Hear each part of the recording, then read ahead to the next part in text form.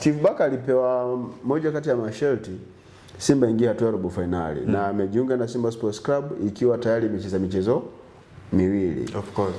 Ameshacheza michezo miwili so far, amepoteza yote.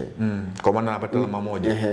Yes, ametoa sare mchezo mmoja, amepoteza mchezo mmoja. Next weekend au this weekend anaenda kucheza mchezo wake wa 3 na mchezo wa 5 kwa Simba Sports Club. Tayari Simba haina nafasi ya kuingia hatua ya robo finali. Kama sehemu ya masharti aliyopewa, tutegemee kumuona Steve Barker ndani ya kikosi cha Simba. Kwanza overall kwa takwimu zake tangia ameshajiunga na Simba kwa maana ya Steve Barker, kwenye mechi rasmi za kimashindano rasmi amesha praise mechi 7 kwa maana kuanzia zile mechi 3 za Mapinduzi Cup. Alianza mechi yake ya kwanza kama kocha mkuu wa Simba kwenye mechi rasmi dhidi ya vijana wa Mwembe Makumbi, akapata matokeo bao 1-0. Baada ya hapo akaenda kukipiga dhidi ya timu ya Fufuni, akashinda bao 2-1. Baada ya hapo akaenda kucheza dhidi ya Azam FC, akafungwa bao 1-0.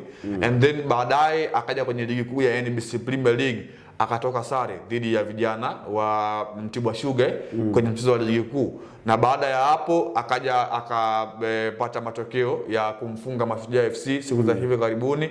And then akatoka sare akapoteza mbele ya Esperance na ametoka sare akiwa nyumbani dhidi ya Esperance.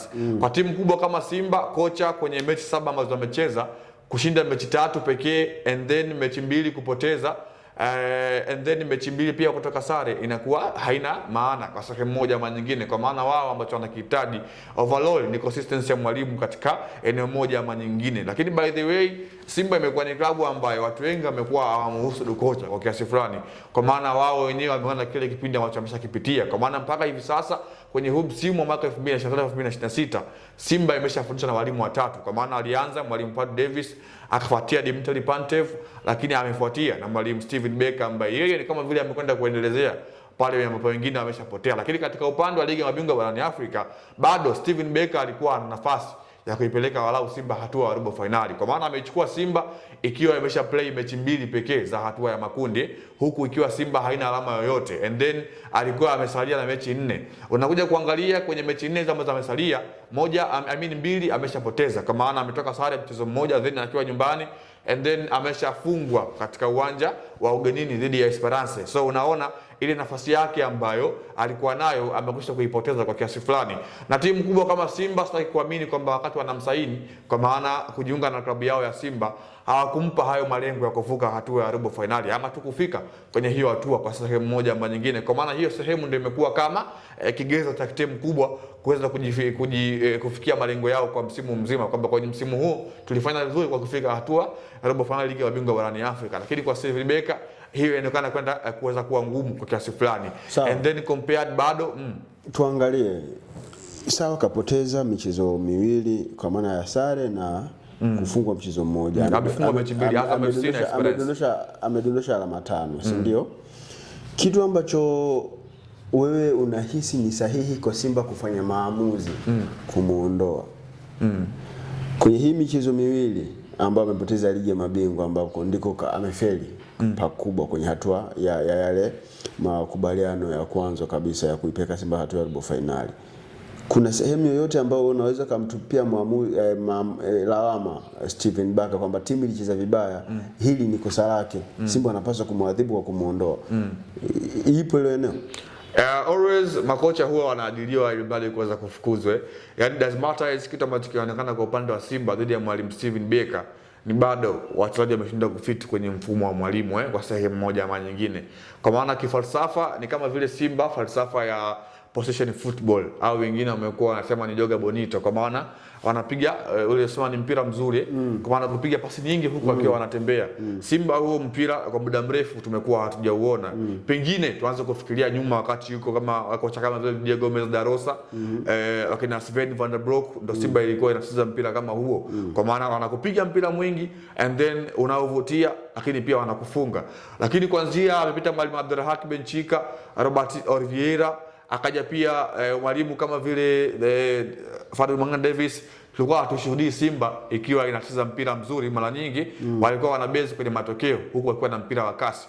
Mwalimu Steven Becker amejaribu kuestablish mfumo wa Simba kwamba wao ni timu ambayo inapiga pasi nyingi hasa kuanzia nyuma.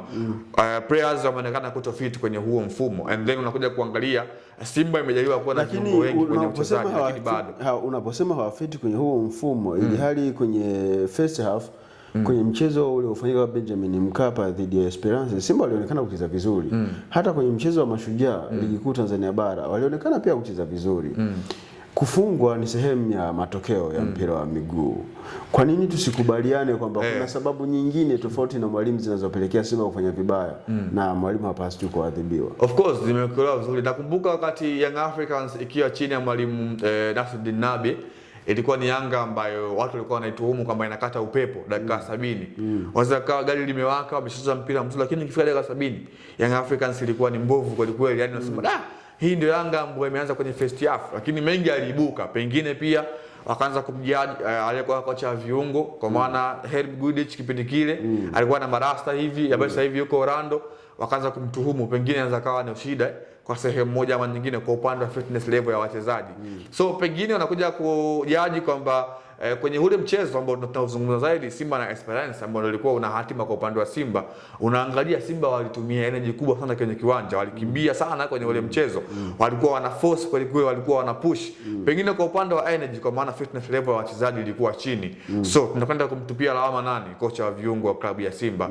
Pengine haifanyi kazi yake kwa 100%, lakini sawa, anayeikosti timu anaweza kuwa ni kocha wa viungo. So mwalimu inabidi ufanye nini ili mali wachezaji wako waweze kuwa timamu kwenye eneo moja ama nyingine. Lazima uestablish mfumo ambao utawaprotect wachezaji wako energy yao ambayo wako nao kiwanjani, kwamba utakuwa na wagai Chama usikimbie kiwanjani kiasi fulani. And then mtu kama vile nani ambaye ameingia kwenye kikosi raia wa Senegal kwa maana ya Gay, akasababu yeye bado kwenye kiumri ana advantage, and then ndo umpe hayo majukumu ya kukimbia kwenye eneo kubwa la uwanja. Mtu kama vile Yusuf Kagoma tumeona ana tenki, lakini sometimes limekuwa linapotea. Nani ambaye wanamjoja katika hilo eneo? Mtu kama vile Maodo Kante ambaye bado eji yake inaruhusu, au mtu kama vile Nabi Kamara ambaye naye pia though umri umeenda, lakini bado ana hiyo energy kubwa kuweza kukuofa katika kiwanja. So sometimes mwalimu amekuwa kwenye creativity ya mbinu zaidi amekuwa haonekani.